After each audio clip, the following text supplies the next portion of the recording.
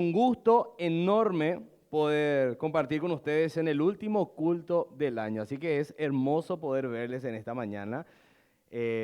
Muchos por ahí decíamos, hoy va a ir muy poca gente, todo el mundo viajó. Pero no, se ve que los esteños viajan más en Navidad y se quedan en Año Nuevo. Así que sean todos bienvenidos, principalmente a los que nos visitan por primera vez.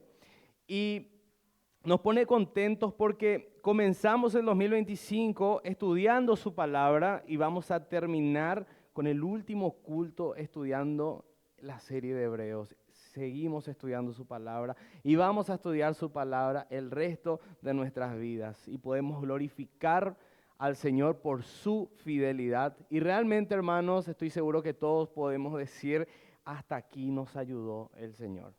Hasta aquí nos ayudó el Señor. Y es justamente sobre su fidelidad que vamos a hablar hoy con ayuda del Señor a través del pasaje que nos toca, que es Hebreos capítulo 6, versículo 13 al versículo 20. Así que les invito a que me acompañen en oración para poder entrar a nuestro tema de hoy que se titula Una promesa inmutable. Padre Santo, te damos gracias por esta hermosa mañana que nos regalás. Gracias por la vida de cada hermano, Señor. Gracias por la vida de cada persona que nos visita en esta mañana, Señor. Es el último culto del año 2025, Señor. Un año para recordar por tu fidelidad. Un año, Señor, en donde podemos decir, no, estuviste presente, fuiste fiel y podemos cerrar glorificándote, Señor. Tenemos demasiadas cosas, Señor, para contar, testimoniar, Señor, de tu provisión, de tu amor, pero principalmente ver cómo seguís salvando, Señor. Seguís salvando a las personas. Gracias, Padre Celestial, por lo que estás haciendo en Ciudad del Este, lo que estás haciendo en Paraguay, porque tu palabra se sigue predicando, Señor. En este momento queremos, Señor, acercarnos a tu palabra con temor y temblor, Señor. Estudiar esta porción de Hebreos, Señor, reconociendo tu fidelidad, reconociendo, Señor, que somos pecadores, pero que por tu gracia, Señor, podemos tener entendimiento, Señor, de estas verdades, de estos tesoros, Señor, que vos permitís que podamos entender para conocerte y que nos deleitemos conociéndote, Señor. En el nombre de Jesús entregamos en tus manos, Señor, nuestras vidas, nuestros corazones, nuestra concentración. Gracias, Padre Celestial. Amén. Del 1 al 10, si te preguntara, del 1 al 10, ¿cuánto confías en Dios? Estoy seguro que más de uno va a decir, obviamente, 10 sin dudar. 10 así sin dudar, sin pestañear. Pero sin embargo, una de las primeras cosas que hacemos cuando vienen pruebas fuertes, en donde nuestra fe empieza a tambalear, es dudar. Dudamos de Dios. A la primera enfermedad, a la primera situación que consideramos que se escapa de nuestras manos, dudamos. Somos expertos en dudar y Dios lo sabe. De hecho, cuando Jesús advierte a Pedro en Lucas capítulo 22, versículo 31, de que Satanás va a zarandearlo, Jesús le dice, pero yo he rogado por ti para que tu fe no falle. Porque Él conoce nuestros corazones. El ser humano es así. Nosotros somos débiles. Somos débiles. Y como ya venimos mencionando durante esta serie, lo mencionamos en más de una ocasión para poder entrar en contexto también, principalmente para a las personas que nos visitan por primera vez, que no están siguiendo la serie, estamos estudiando la carta a los Hebreos.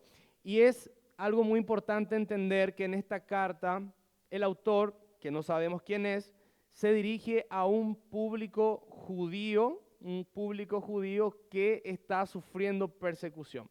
Entonces, en medio de toda esa situación es que la carta es escrita a ellos por varias razones. Una de ellas es para animarles, también para corregir las falsas enseñanzas, pero también para animarles en este tiempo de mucho estrés, este tiempo en donde ellos no saben cómo actuar.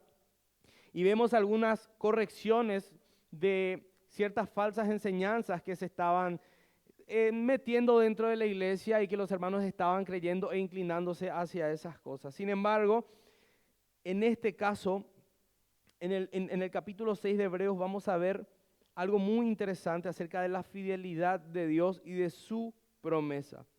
Aparentemente, hermanos, habían personas en este contexto que dudaban de su fe, que dudaban de la promesa de Dios, que se preguntaban, ¿soy salvo? ¿No soy salvo?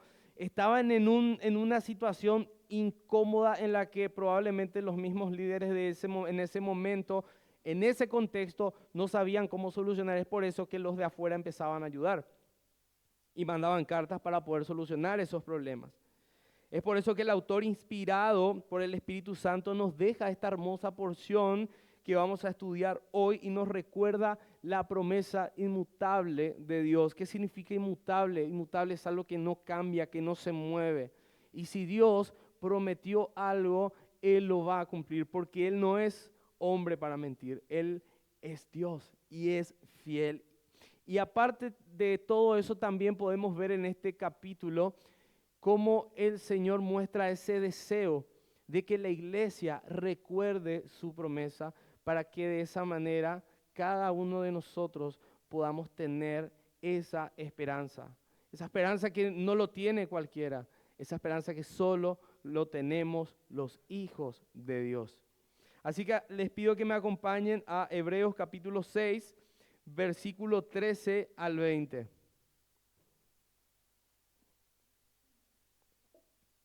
Hebreos capítulo 6, versículo 13 al 20. Dice así, lo voy a leer desde la versión NBLA para los que me van a acompañar desde sus celulares, algún dispositivo que puedan cambiar las versiones. Pues cuando Dios hizo la promesa a Abraham, no pudiendo jurar por uno mayor, juró por él mismo diciendo, ciertamente te bendeciré y ciertamente te multiplicaré. Y así, habiendo esperado con paciencia, Abraham obtuvo la promesa. Porque los hombres juran por uno mayor que ellos mismos, y para ellos un juramento dado como confirmación es el fin de toda discusión. Por lo cual Dios, deseando mostrar más plenamente a los herederos de la promesa la inmutabilidad de su propósito, interpuso un juramento, a fin de que por dos cosas inmutables en las cuales es imposible que Dios mienta, los que hemos buscado refugio seamos grandemente animados para asirnos de la esperanza puesta delante de nosotros. Tenemos como ancla una esperanza segura y firme, y que penetra hasta detrás del velo, a donde Jesús entró por nosotros como precursor, hecho según el orden de Melquisedec, sumo sacerdote para siempre. Amén. Hoy vamos a ver la fidelidad de Dios, también vamos a ver el deseo de Dios a través de este pasaje y cuál es nuestra esperanza. El versículo 13 inicia de una manera muy interesante, tocando un ejemplo. Evidentemente, ya nos da la información de que está tratando de fortalecer una idea anterior, cuando dice, pues, cuando Dios hizo la promesa a Abraham, versículo 13, no pudiendo jurar por uno mayor, juró por él mismo, diciendo, ciertamente te bendeciré y ciertamente te multiplicaré.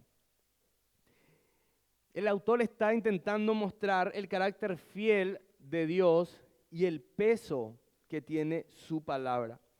¿Qué fue lo que había prometido a Abraham? Que lo iba a bendecir y que lo iba a multiplicar.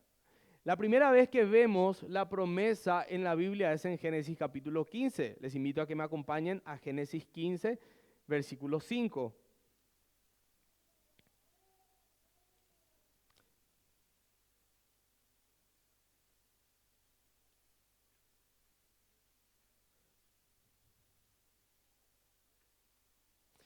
Génesis capítulo 15, versículo 5.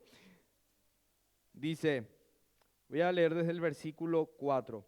Pero la palabra del Señor vino a él diciendo, tu heredero no será este sino uno que saldrá de tus entrañas, y él será tu heredero. El Señor lo llevó fuera y le dijo, ahora mira al cielo y cuenta las estrellas, si te es posible contarlas. Y añadió, así será tu descendencia. En Génesis 15:5 encontramos la promesa de Dios a Abraham, pero lo que nosotros vemos en el pasaje de Hebreos no está directamente relacionada con Génesis 15, sino que apunta más a Génesis 22, en donde ocurre algo muy interesante. Vamos a Génesis capítulo 22, vamos a leer el versículo 16 y 17. Voy a leer desde el versículo 15. Dice, el ángel del Señor llamó a Abraham por segunda vez desde el cielo y le dijo, por mí mismo he jurado, declara el Señor, que por cuanto has hecho esto y no me has rehusado tu hijo, tu único, de cierto te bendeciré grandemente y multiplicaré en gran manera tu descendencia como las estrellas del cielo. Aquí encontramos el juramento de Dios. En Génesis 15, la promesa. En Génesis 22, el juramento. Dios está afirmando, Dios está jurando que va a hacer lo que dijo que iba a hacer en Génesis capítulo 15. Y esto para que a Abraham no le queden dudas de lo que Dios iba a hacer. Porque en realidad Dios no necesitaba jurar. Bastaba con la promesa de Génesis 15. Pero nuevamente Dios conoce los corazones. Dios sabía todo lo que le esperaba a Abraham y que Abraham necesitaba entender que Dios realmente iba a cumplir su promesa. Juan Calvino dijo lo siguiente, el autor nos conduce a la firmeza de la promesa porque descansa no en nosotros, sino en Dios mismo. Dios condescendiendo a nuestra debilidad, añade juramento a la promesa para que nada pueda quedar en duda. Cuando nosotros dudamos de Dios, cuando dudamos de su palabra, cuando dudamos de lo que Él pueda hacer, estamos siendo nosotros mismos. Estamos actuando como hombres. Sin embargo, cuando creemos en Dios, es Dios el que está obrando a través de nosotros para creer. Porque en nosotros solo hay dudas. Pero solo Dios puede hacer que así como un corazón de piedra se convierta en un corazón de carne, puede hacer que esa persona crea y tenga esperanza. Por eso esa esperanza que tenemos los hijos de Dios es una esperanza que no lo tiene cualquiera. Porque Dios tuvo que obrar en vos para que vos puedas creer, para que no haya duda en vos. Ahora, ¿por qué el autor usa este ejemplo? Volvamos a Hebreos capítulo 6. ¿Por qué el autor utiliza el ejemplo de Abraham? Y hay tres razones. La primera es porque está hablando a un público judío, a un público que entendía perfectamente lo que él estaba tratando de decir, conocía a la perfección esta historia, conocía esta promesa. En segundo lugar, para animar a los hermanos en medio de la persecución. Recordemos el contexto en el que estaban, en la que estaba la audiencia original. Eran hermanos que estaban sufriendo persecución por causa de su fe en Cristo. Entonces era para animarlos, recordándoles que el mismo Dios que fue fiel con Abraham en cumplir su promesa, va a ser fiel con ellos en cumplir lo que ellos estaban esperando. Y va a ser fiel con nosotros en cumplir lo que nosotros estamos esperando. La pregunta es, ¿la esperanza que tenían estos hermanos es la misma esperanza que está en vos? ¿Estás esperando con ansias lo mismo que ellos estaban esperando? La tercera razón por la que el autor utiliza el ejemplo de la promesa de Dios a Abraham es porque busca fortalecer una idea que ya venía desarrollando versículos anteriores. De hecho, para entender mejor este pasaje necesitamos ir al versículo 11 de Hebreos. Así que vayamos un poquito arriba y vamos a leer lo que dice el versículo 11 y 12. Los versículos 11 y 12. Lo voy a leer desde la versión NTV porque me gustó mucho cómo expresó esta versión estos dos versículos. Hebreos 6, 11 y 12 dice, nuestro gran deseo es que sigan amando a los demás mientras tengan vida, para asegurarse de que lo que esperan sea la realidad. Entonces, no se volverán torpes ni indiferentes espiritualmente. En cambio, seguirán el ejemplo de quienes, gracias a su fe y perseverancia, heredarán las promesas de Dios. El punto clave en estos versículos se encuentra en el versículo 11, cuando dice, asegurarse de que lo que esperan se hará realidad. Aquí está hablando obviamente de la esperanza de la vida eterna, pero hay algo interesante en este discurso, en esta declaración, y es que se haga realidad esa esperanza. Esto nos lleva a entender de que la esperanza también puede ser falsa. O sea, nos lleva a pensar y a entender que hay muchos hermanos o que se dicen ser hermanos, que profesan ser cristianos, que tienen una esperanza falsa, porque en realidad nunca conocieron a Cristo. Y esto es algo de lo cual el autor ya venía hablando desde el capítulo 4. Ya venía desarrollando esto porque la preocupación del autor que envía la carta a Hebreos, inspirado por el Espíritu Santo, se preocupaba por si los hermanos eran verdaderamente creyentes, si eran verdaderamente cristianos, si verdaderamente experimentaron la gracia. Y es por eso que Él les anima a ellos a evaluarse, que le anima a ellos a vivir en santidad, para que esa esperanza que ellos tienen sea realidad el día de mañana. Y es por eso que complementa con el pasaje del versículo, con el ejemplo de Abraham.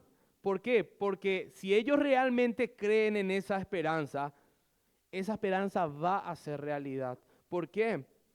Porque Dios prometió. Porque no prometió un hombre. Porque Dios prometió.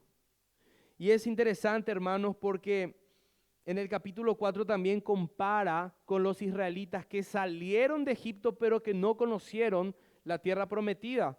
Entonces, el autor lo que les dice a estos hermanos y le dice a la iglesia a través de su palabra es: cuídense, no sean como los israelitas. Cuídense, no sean como aquellos que dicen ser cristianos, pero que en realidad no lo son, que nunca experimentaron la gracia. Entonces, si tu vida todavía no cambió, si decís que sos cristiano, pero tu vida no cambió, seguís amando tu pecado, y cuando pecas no pasa nada, te sentís bien, no hay nada, ningún remordimiento. Si no vivís en santidad, debe llamar tu atención y que eso te lleve a los pies de Cristo.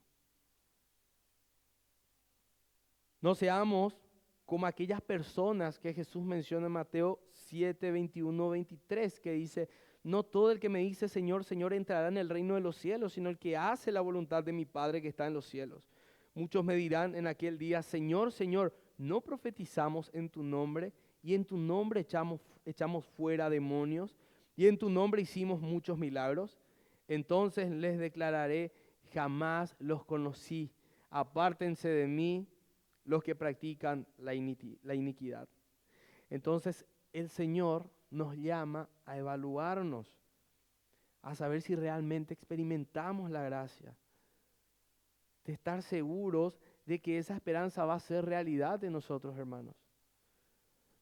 Porque nosotros vemos, por ejemplo, el apóstol Pablo no tenía dudas, pero tampoco vivía como si fuera que ya alcanzó, sino que mientras estaba con vida, vivía en santidad y vivía como si no lo había alcanzado todavía.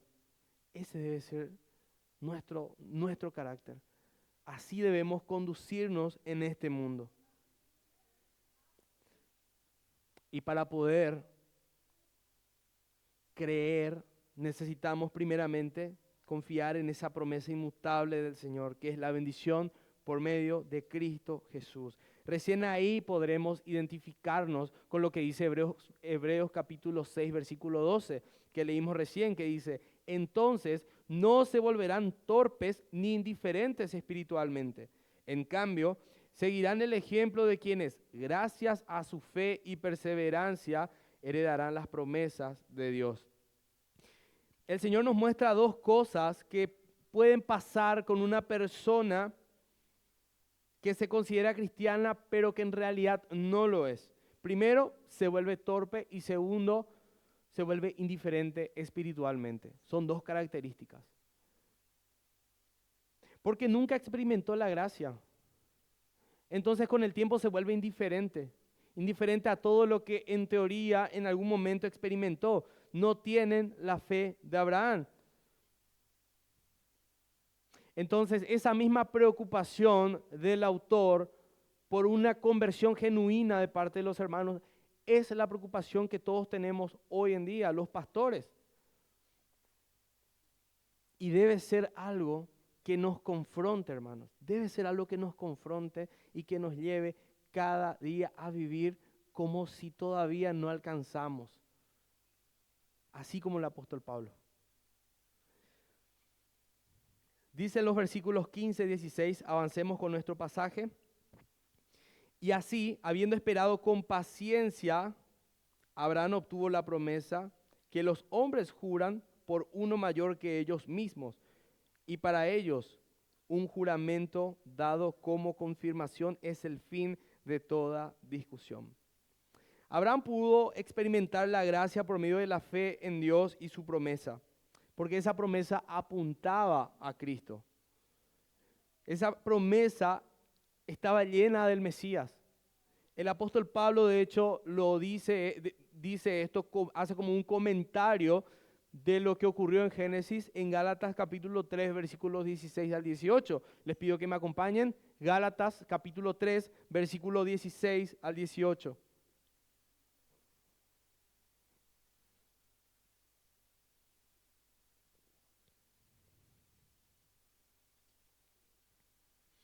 Gálatas capítulo 3, versículo 16 al 18. Dice, ahora bien, las promesas fueron hechas a Abraham y a su descendencia. No dice y a las descendencias, como refiriéndose a muchos, sino más bien a una y a tu descendencia, es decir, Cristo.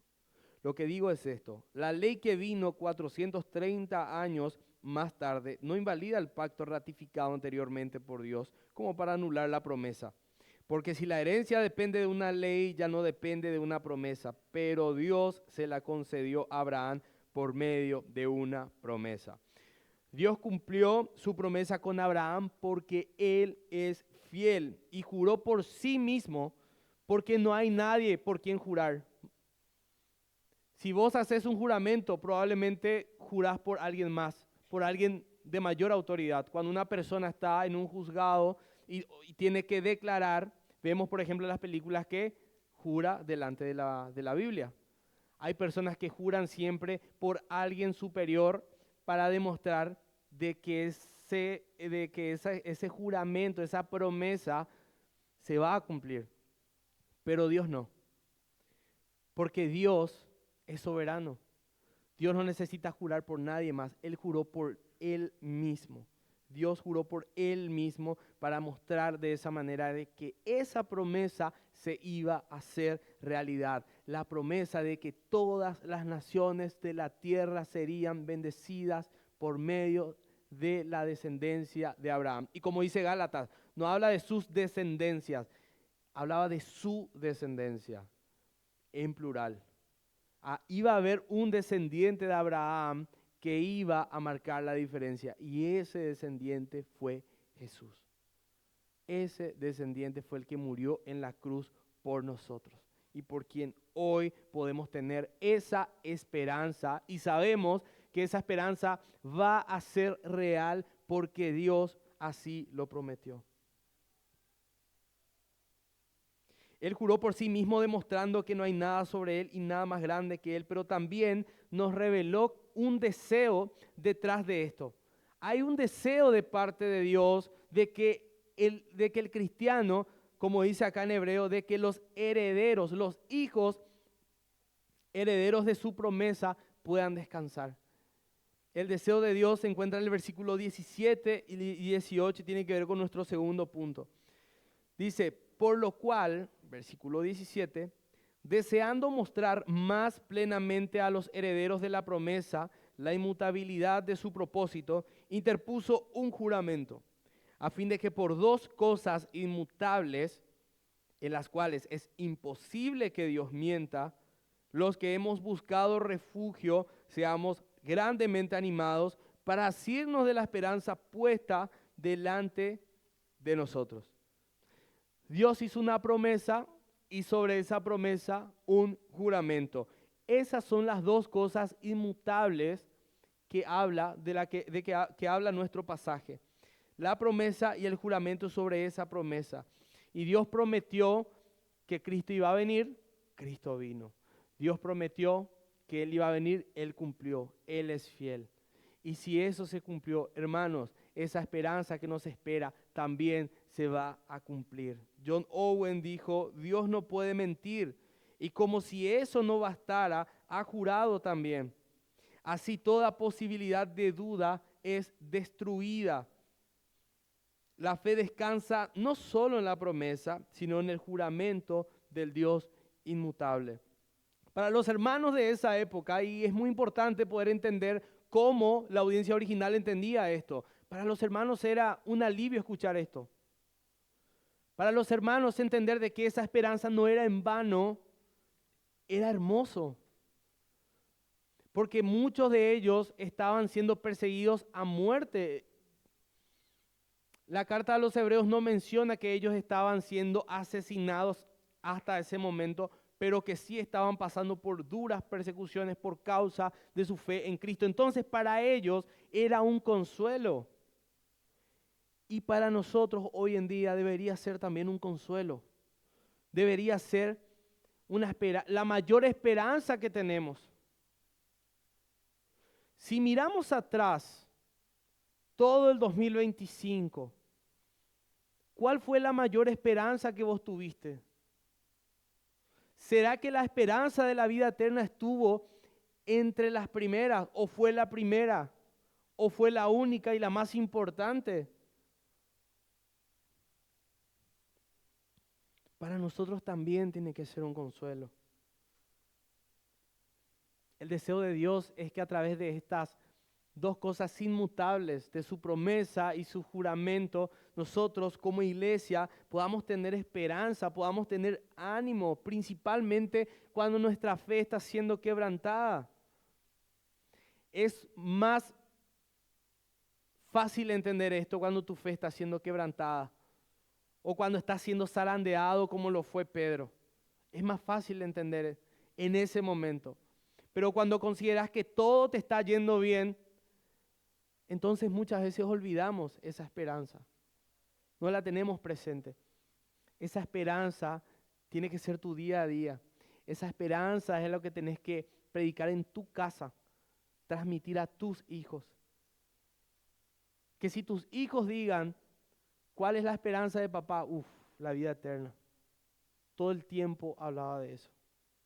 Hay una canción, no recuerdo exactamente su nombre, pero dice algo muy importante. No quiero que recuerden mi nombre, no quiero que recuerden en qué trabajé, no quiero que recuerden lo que hacía, no quiero que recuerden mis talentos, no quiero que recuerden nada. Si alguien va a recordarme, que por favor recuerde a Cristo. Si alguien va a recordarme, que por favor recuerden a Cristo. ¿Qué será que van a decir las personas cuando te recuerden a vos? ¿Será que van a ver a Cristo? ¿Será que van a recordar a Cristo?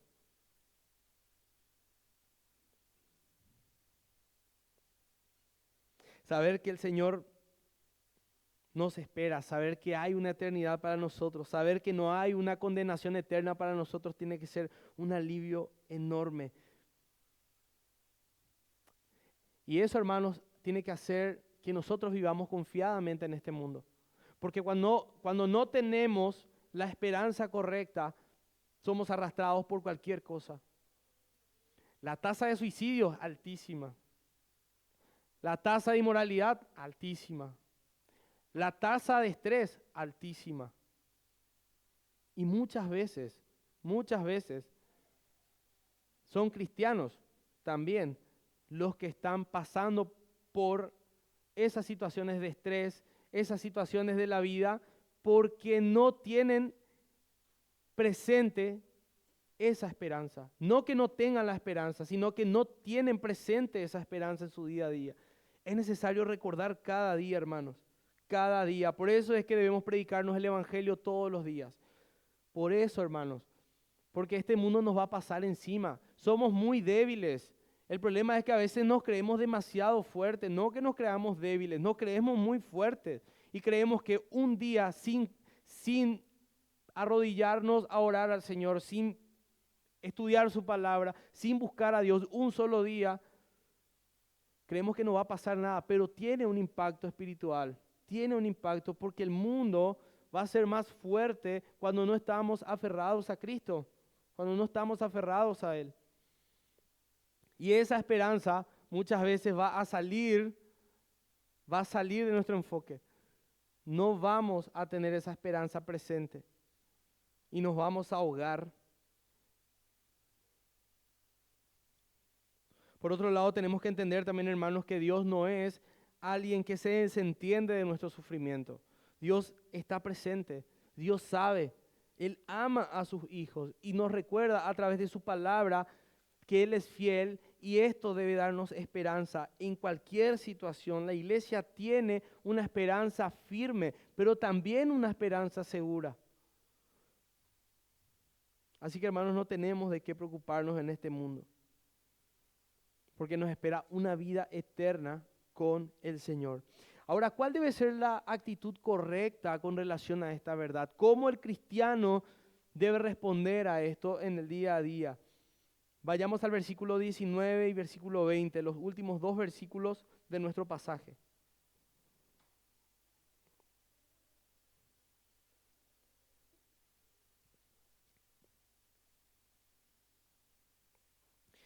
Dice, tenemos como ancla del alma una esperanza segura y firme y que penetra hasta detrás del velo, a donde Jesús entró por nosotros como precursor, hecho según el orden de Melquisedec, sumo sacerdote para siempre. Aquí encontramos tres figuras, la del ancla, la del velo y la de Melquisedec como sumo sacerdote. En la antigüedad el ancla era considerada la estabilidad en medio de las tormentas, la seguridad de que la seguridad cuando había algún riesgo de naufragar y era una señal firme de firmeza cuando no se veía tierra firme, valga la redundancia. Así que espiritualmente el alma podemos enfrentar pruebas, persecuciones, dudas, desánimos, luchas contra el pecado, incertidumbres con relación al futuro, pero Dios proveyó un ancla para que no seamos arrastrados, para que nos mantengamos firmes. Y es muy lindo realmente la manera en que lo expresa, el ancla del alma.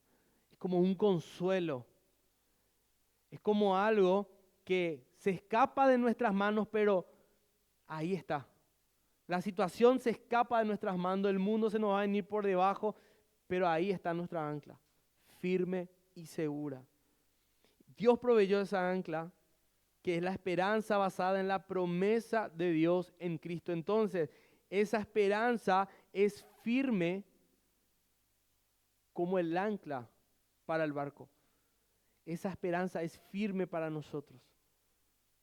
Es por eso, hermanos, que cuando nos desesperamos y cuando dudamos, es porque simplemente estamos dando la espalda a lo que la palabra de Dios dice. Porque la palabra de Dios es muy clara.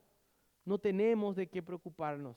Estos hermanos que estaban pasando persecución en el contexto de Hebreos, recibir esta noticia era un alivio. Tenemos un ancla, el ancla para nuestra alma. No tenemos de qué preocuparnos. No hay por qué preocuparse. Si es que haces una lista de cuáles son tus preocupaciones, yo te puedo asegurar que en realidad el Hijo de Dios no tiene de qué preocuparse, porque estamos en manos de Dios. Y recordemos, hermanos, no es que nosotros nos aferramos al Señor, es el Señor el que se aferra a nosotros.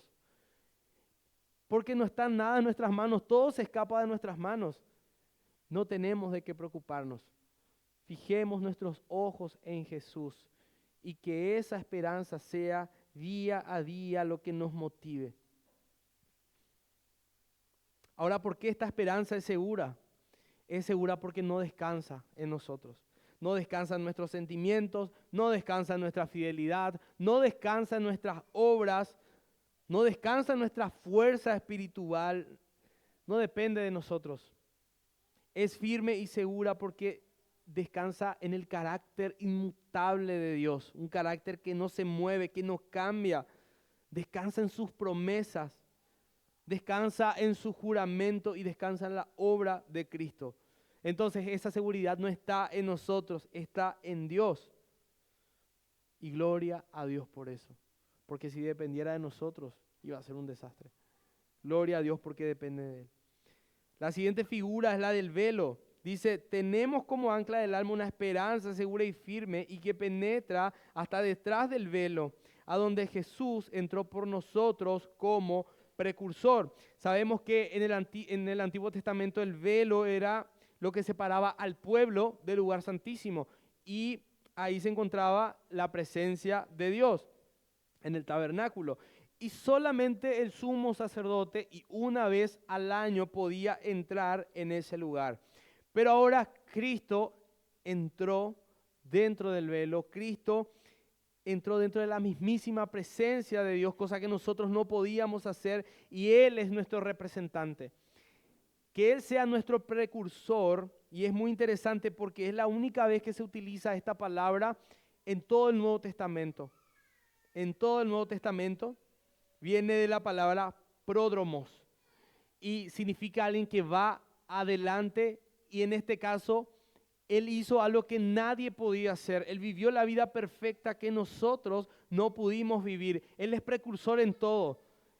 Él pagó esa deuda que nosotros no podíamos pagar. Él fue adelante y es por eso que solo por medio de Él podemos ser salvos. No por obras, sino por medio de Cristo. Él fue el precursor.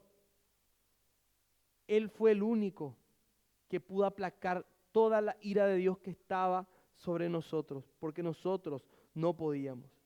Una persona escribió, como precursor Él anunció nuestra futura llegada, tomó posesión de las glorias del cielo en nuestro favor y ha ido para poder dar bienvenida a su pueblo cuando llegue el momento de presentarlos ante la majestad del cielo. Nuestro precursor por causa de su sacrificio. Entonces nosotros no necesitamos hacer sacrificios, necesitamos creer en Él, porque Él ya lo hizo, Él ya logró. Nosotros necesitamos solamente creer y hoy podemos tener esperanza gracias a Él. La tercera imagen que vemos es la de Melquisedec. Melquisedec como sumo sacerdote. En el versículo 20 dice, a donde Jesús entró por nosotros como precursor, hecho según el orden de Melquisedec, sumo sacerdote para siempre. Esta es la segunda vez que el autor hace referencia a Melquisedec. En Hebreos capítulo 5, versículo 10 también encontramos una referencia. Melquisedec aparece en Génesis capítulo 14. Nos habla que era un rey, que era un sacerdote. Y más adelante, no voy a entrar mucho en este pasaje porque se va a predicar más en otros domingos, pero en Hebreos capítulo 7, versículo 1 al 3, podemos ver un poco de quién era Melquisedec y cuál es la interpretación que el autor mismo da con relación a este personaje. Dice, porque este Melquisedec, capítulo 7 de Hebreos 7, 1 al 3, porque este Melquisedec, rey de Salem, sacerdote del Dios Altísimo, que salió al encuentro de Abraham cuando éste regresaba de la matanza de los reyes y lo bendijo, y Abraham le entregó el diezmo de todos los despojos. El nombre Melquisedec significa primeramente rey de justicia y luego también rey de Salem, esto es rey de paz. Sin tener padre ni madre y sin genealogía, no teniendo principio de días ni fin de vida, siendo hecho semejante al Hijo de Dios, permanece sacerdote a perpetuidad. Este Melquisedec no tiene genealogía registrada, Es presentado como una figura de eternidad y es un sacerdote fuera del sistema levítico. Y esto usa el autor para señalar que el sacerdocio de Cristo no es temporal, es eterno, no depende de ninguna genealogía humana, no pertenece a la ley de Moisés, Él es eterno y es superior y Él es fiel. Por eso trae a referencia a Melquisedec. Dios es fiel y su promesa es inmutable.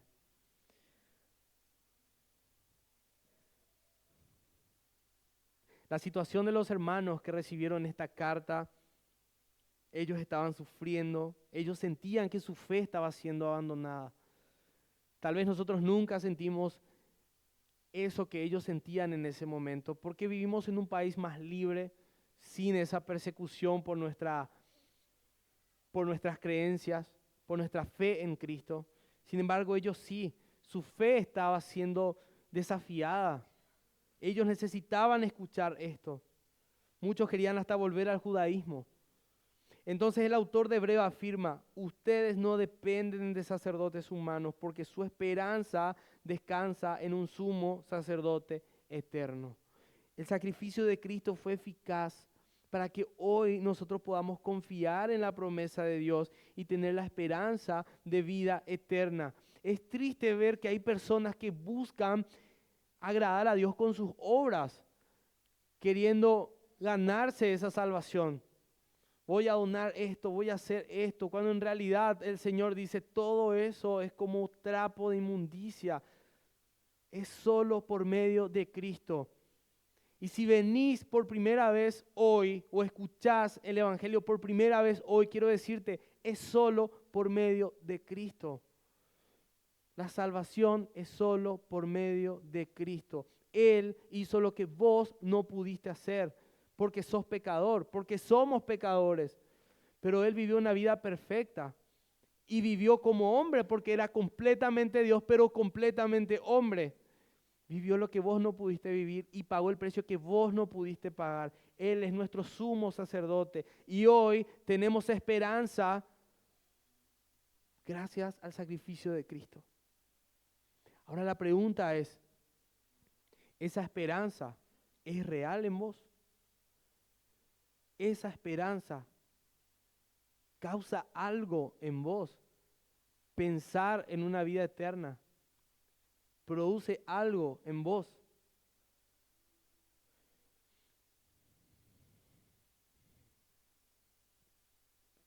Del 1 al 10, ¿cuánto confías en Dios?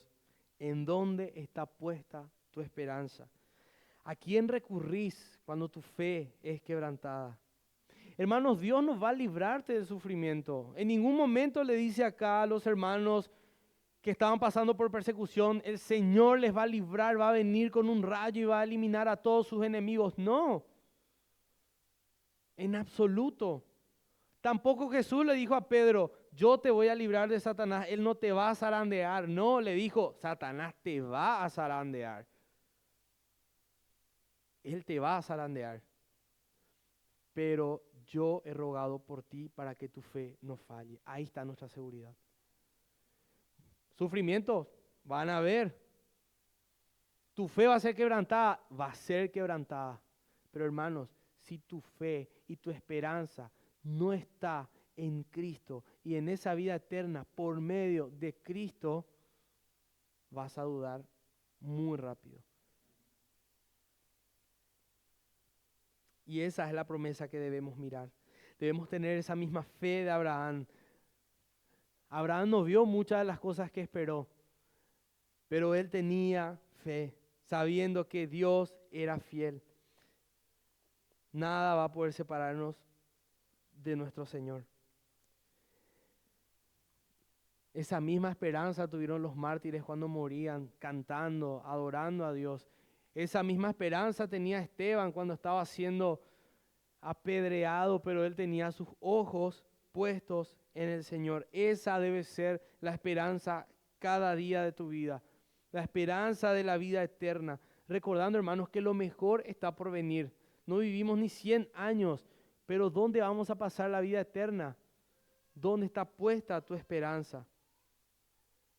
En este 2026, yo estoy seguro que muchos ya hicieron su lista de cosas que quieren lograr. Algunos seguro ni empezaron todavía. Famoso es como que empezamos de nuevo en el 2026. Y sé que todo el mundo interpreta de esa manera. Vamos a empezar de nuevo el 2026. La dieta empieza para el próximo año. Vamos a volver al gimnasio el próximo año. Este año ya fue. Estoy seguro que ya hiciste tus planes para el 2026. Pero te digo una cosa, el 2026 no va a ser el mejor año de tu vida. El 2026 te puede esperar con un montón de sufrimientos. Pero sí deseo que este 2026 vos puedas fortalecer esa esperanza que hay en cada uno de los hijos de Dios.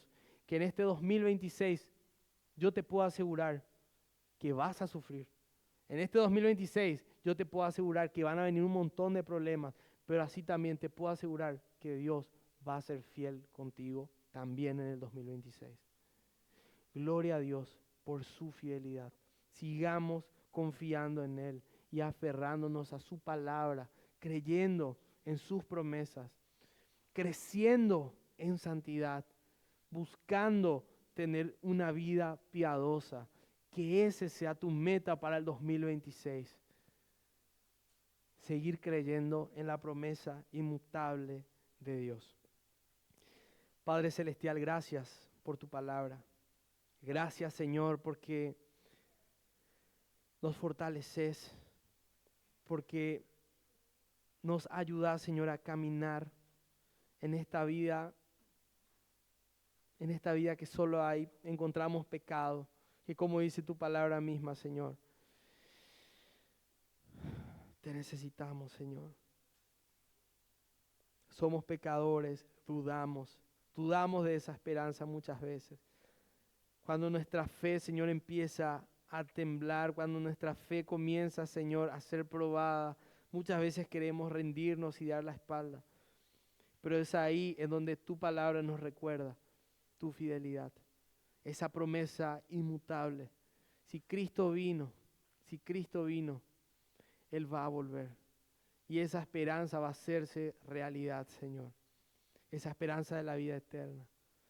Si hay alguna persona que no tiene esa esperanza en este lugar, Señor, te pido que confrontes su corazón. Te pido, Padre Celestial, que puedas obrar en ese corazón de piedra y convertirlo en un corazón de carne. Padre Celestial, te glorificamos por tu fidelidad. Porque así como estuviste con nosotros en el 2025, vas a estar con nosotros el próximo año y cada día de nuestras vidas, porque sos fiel, Señor. Que esa esperanza sea lo que nos ayude, Señor, a caminar en fe y a mantenernos firmes, Señor, porque entendemos que esa firmeza y esa seguridad no dependen de nosotros. Y gloria a ti, Señor, porque no dependen de nosotros. Es como un ancla para nuestra alma porque depende de Cristo. Gracias, Señor. Gracias, Padre Celestial. Te glorificamos, Señor, por tu fidelidad. En el nombre de Jesús. Amén.